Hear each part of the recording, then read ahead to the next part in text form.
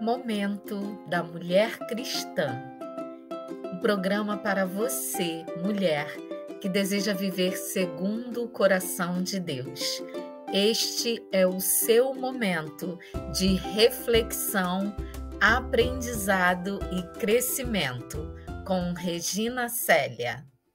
Meus amados irmãos, que a graça e a paz do nosso Senhor e Salvador Jesus Cristo sejam com todos vós. Vamos iniciar agora mais um momento da mulher cristã e vamos para o segundo momento de conversas da nossa série Os Passos de uma Mulher Bem-Sucedida. Hoje nós vamos enfatizar a relação da mulher com os seus filhos. Quais são as características, quais são os aspectos que precisamos observar para que possamos desenvolver uma boa relação com nossos filhos e sendo mulheres cristãs que dão bom testemunho daquilo em que acreditam. Antes de iniciarmos a nossa conversa, vamos conversar com o nosso Pai Eterno. Santo Deus, obrigado por esse momento, por mais um momento da mulher cristã.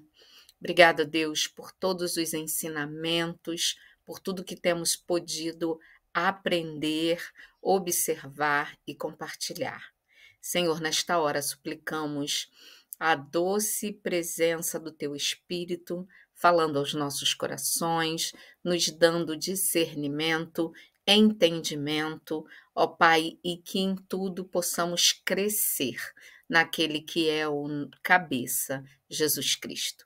Abençoe este momento para a honra e glória do Teu nome. Abençoe a cada um que nesta hora está ao alcance deste programa. Em nome de Jesus. Amém. Meus amados, minhas amadas, o versículo que vai nortear a nossa conversa de hoje se encontra no livro dos Provérbios, capítulo 31, versículo 28, que diz assim: levantam-se seus filhos e lhe chamam ditosa. Levantam-se seus filhos e lhe chamam bem-aventurada, feliz. Se era algo que atraía a admiração dos filhos para a mulher de Provérbios, é que ela era uma mulher feliz, bem-aventurada, bem-sucedida. E os filhos exaltavam, elogiavam essa característica desta mulher. E hoje a gente vai entender um pouquinho porque, no aspecto de relacionamento com os filhos, essa mulher também foi considerada bem-aventurada e também foi elogiada pelos seus filhos. Para o início da nossa conversa, nós vamos trazer 3 apontamentos que eu considero relevantes para a gente começar a pensar na mesma direção. Primeiro deles, nenhum sucesso compensa o fracasso da família. Nós fomos criadas com esse objetivo, de vivermos em família, de estarmos nos relacionando dessa forma, o objetivo de Deus é que o homem viva em família. Então, o reverendo Hernandes, ele costuma dizer, em várias palestras e também no seu livro Mulher Nota 10, que nenhum sucesso compensa o fracasso de uma família. Ainda que você alcance sucesso na sua vida profissional, que você alcance muitas riquezas, que você seja um líder eclesiástico, até mesmo eclesiástico de sucesso, nada disso vai compensar o fracasso da sua família. Diante de Deus, isso não te autentica, não te valida, e nem diante dos homens. Nenhum sucesso compensa o fracasso de uma família, porque nós nascemos com essa necessidade de nos relacionarmos familiarmente. Ainda que você seja muito bem-sucedido em outras áreas, se a sua família não for também bem-sucedida, a tua família que é a tua base, você sempre vai se sentir fracassado.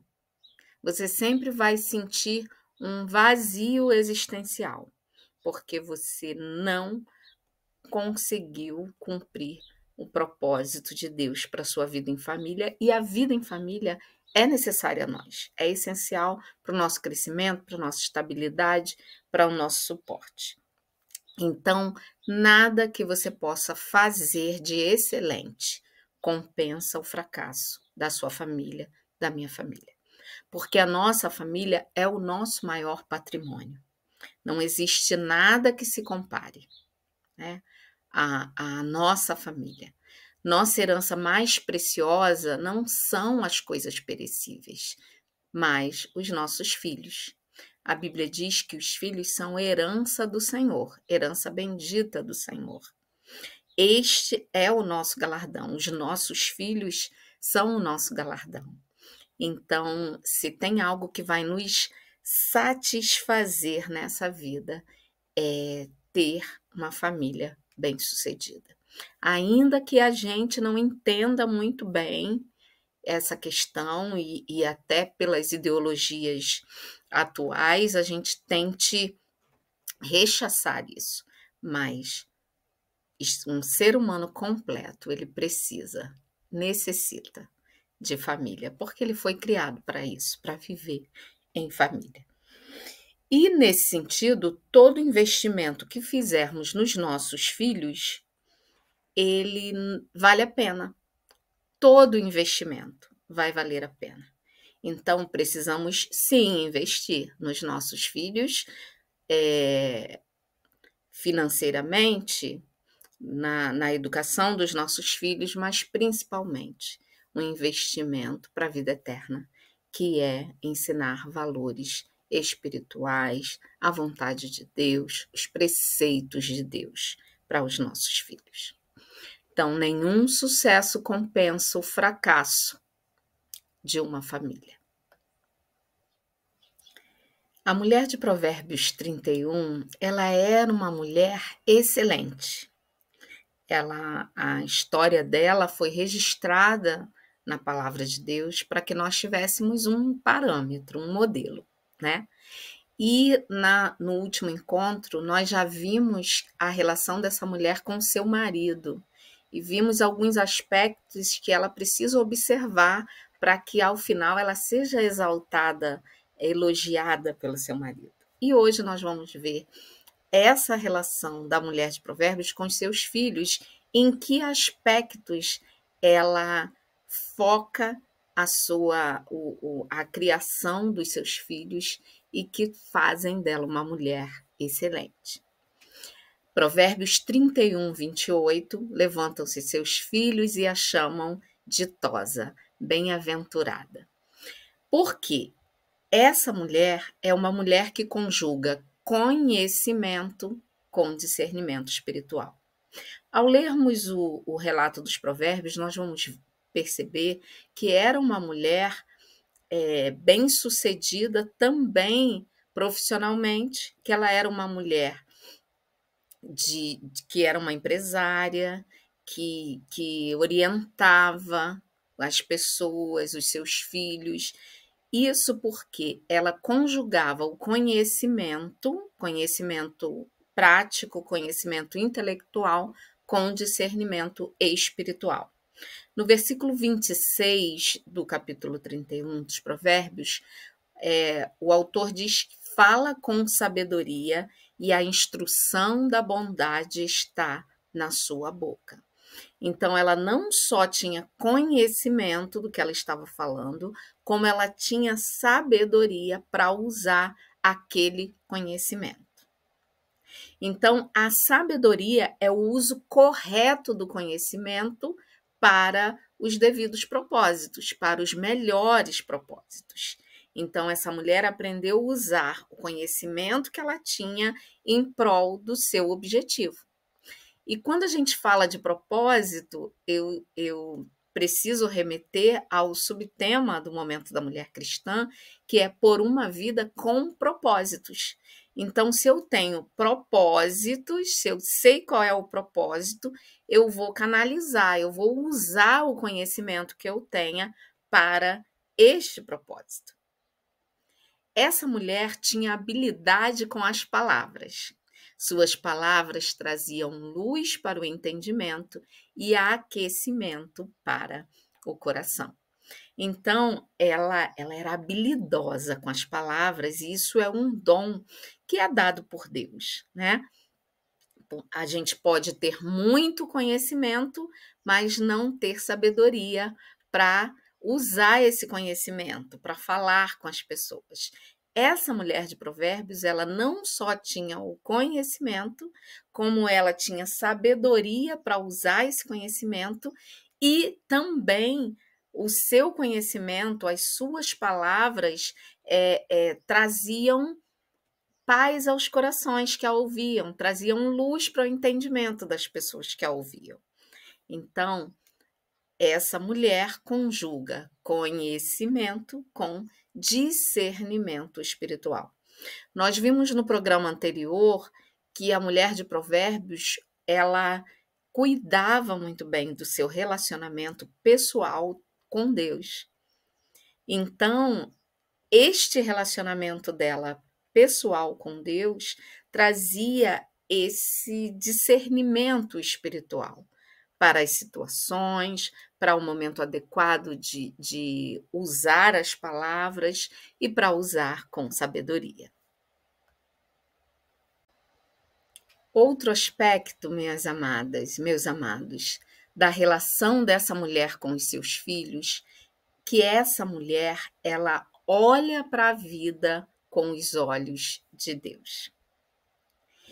É enxergar a vida na perspectiva de Deus.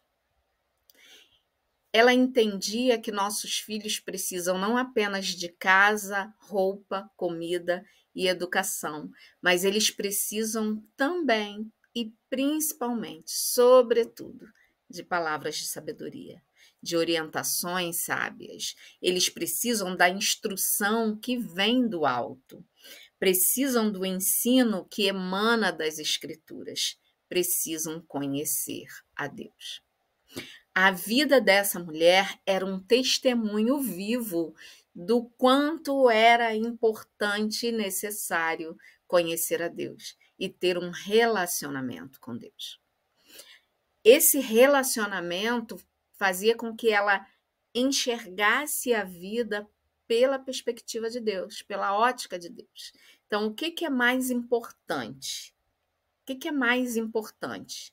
Os valores materiais, valores espirituais, riqueza ou vida eterna. Então, essa mulher de Provérbios, ela conseguia orientar os seus filhos e dar o exemplo que eles precisavam de que o que ela tinha conquistado, do que ela tinha construído, partia do seu conhecimento de Deus e do seu relacionamento com Deus. Um outro ponto muito importante na relação dessa mulher com os seus filhos é que ela era uma mulher que investia na vida dos filhos. A mulher virtuosa é uma mãe que não apenas instrui, passando conceitos religiosos para os filhos, mas se interessa de forma prática pelos filhos. Não basta amar o ensino, precisamos amar as pessoas que ensinamos. A forma de ensinar é tão importante como o que ensinamos aos nossos filhos. Então, essa mulher, ela investia na instrução dos seus filhos, investia não só falando os conceitos religiosos. Olha, você tem que fazer isso, você tem que amar a Deus, você não pode isso, não pode aquilo. Ela se interessava de forma prática, ela acompanhava o desenvolvimento dos seus filhos, era exemplo para eles e os orientava de forma prática, a partir daquilo que ela já tinha experimentado e vivenciado. Porque não basta eu saber que um ensino, que uma orientação é o correto.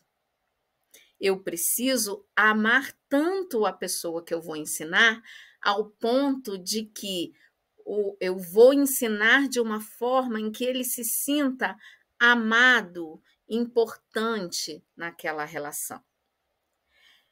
E aí a forma de ensinar passa a ser tão importante como aquilo que eu ensino. Porque se a minha forma de ensinar é bruta, né? Com muitas regras que nem eu mesmo sou capaz de cumprir. Se eu só cobro, mas eu mesmo não faço, isso é um ensinamento vazio e que não surte efeito. Então, eu preciso ensinar pelo meu exemplo e eu preciso aprender a cobrar em justa medida a partir daquilo que eu faço e que eu ensino. Então, a mulher virtuosa, ela era uma mãe que não só dizia o que o filho deveria fazer e passava os conceitos, mas ela, na prática, ela mostrava para os seus filhos como seguir aqueles preceitos. Uma outra questão que é extremamente relevante na relação da mulher com os seus filhos, na nossa relação com os nossos filhos, e que normalmente a gente vê alguns equívocos nesse aspecto, é que aquela mulher dos provérbios não privilegiava mais um filho do que outro. E aí tem alguns pontos que eu quero chamar a vossa atenção. Embora os nossos filhos sejam diferentes, e eles são diferentes, são indivíduos, são pessoas diferentes com características, habilidades, dons diferentes, embora eles sejam diferentes, eles precisam de cuidados iguais. Os cuidados essenciais têm que ser iguais.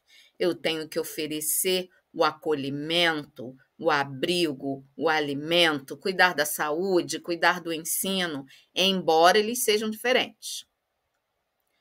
Embora eles tenham dotes diferentes, habilidades diferentes, eles precisam receber o mesmo investimento.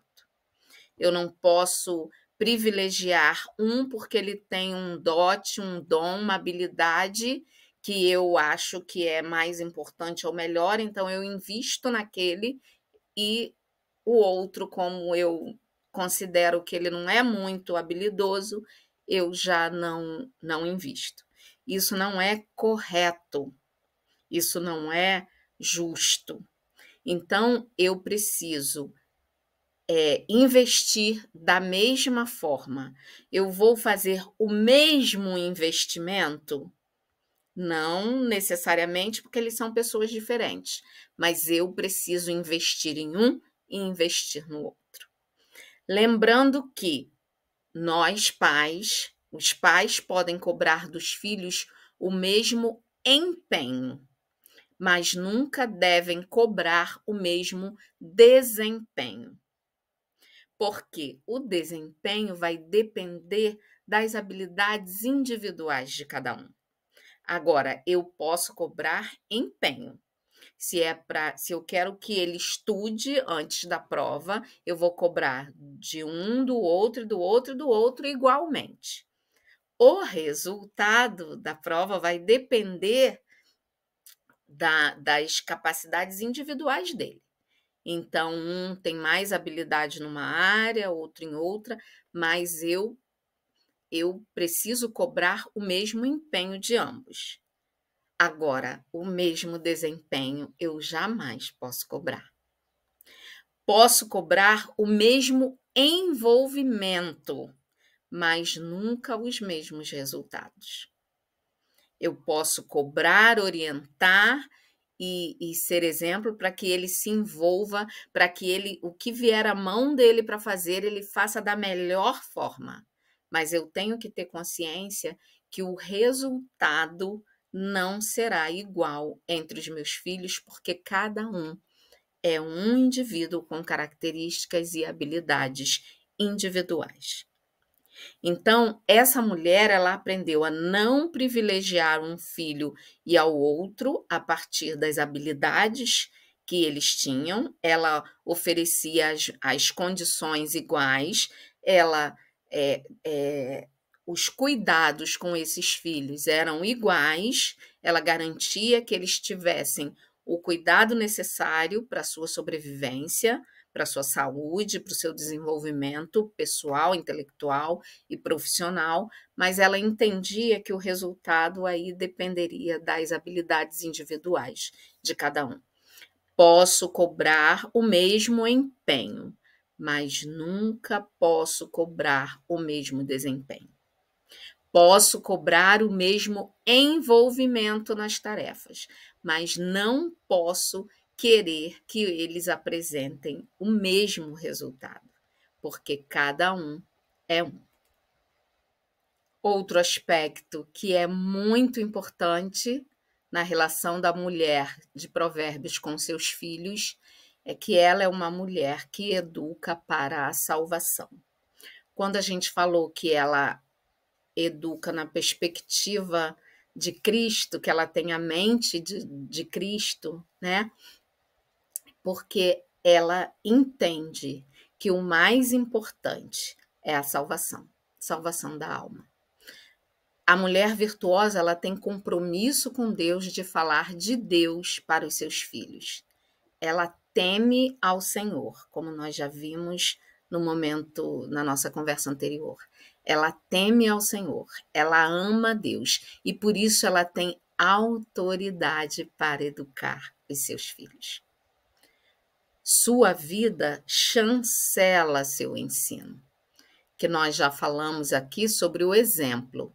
Ela ensina não apenas com as palavras, mas sobretudo com o exemplo. A atitude, a vida dela, o que ela fazia cotidianamente, autenticava aquilo que ela ensinava. Então, a chancela do seu ensino era o seu exemplo, era aquilo que ela de fato praticava. Então, o ensino daquela mulher não era um ensino vazio. E se o alvo dela era a salvação, se ela tinha o entendimento da salvação, ela também educava os seus filhos para a salvação. Então, o exemplo é o mais precioso que podemos transmitir para os nossos filhos. O exemplo é o bem mais precioso que podemos transmitir, né? Atitudes coerentes com aquilo que a gente fala, com aquilo que a gente ensina. E quando a gente tem atitudes coerentes, quando a nossa vida expressa aquilo que a gente está ensinando, aí sim nós alcançamos o auge na relação de uma mulher com os filhos, que é uma mulher ser elogiada pelos filhos. Essa mulher de Provérbios semeou na vida dos filhos e agora ela está colhendo os frutos dessa semeadura. Semeadura bendita. Ela cultivou um relacionamento saudável e agora ela está usufruindo desse investimento. O retorno que ela teve dos seus filhos, eu creio ser o retorno que todas nós mães desejamos, que é ser reconhecida pelos seus filhos, ser elogiada pelos seus filhos. Qualquer mãe que ame de fato os seus filhos, ela deseja ter reconhecimento por parte dos seus filhos. E essa mulher de Provérbios 31, ela alcançou isso. Levantam-se seus filhos e lhe chamam ditosa, bem-aventurada. Levantam-se seus filhos e a elogiam, porque reconhecem nela uma mulher, de fato, que é excelente em todos os aspectos da sua vida prática. Então, essa mulher semeou e, ao final, ela colhe os frutos da sua semeadura. Ela cultivou o que era bom, ela foi exemplo para os seus filhos e, ao final, ela recebe os elogios dos seus filhos. Isso é alcançar a excelência no cuidado, na criação e no trato com os nossos filhos. Mas percebam que existem alguns aspectos que nós precisamos observar, né? Quais os passos eu teria que observar para ser bem-sucedida na relação com os meus filhos? Então, essa mulher, ela seguiu vários aspectos. Ela ensinou com amor, ela não fazia distinção entre um filho e outro filho, ela entendia que precisava educar para a salvação e ela entendia que precisava ser exemplo para os seus filhos. Nosso ensino, nosso relacionamento com os nossos filhos, ele não pode ser um relacionamento vazio e cheio de cobranças.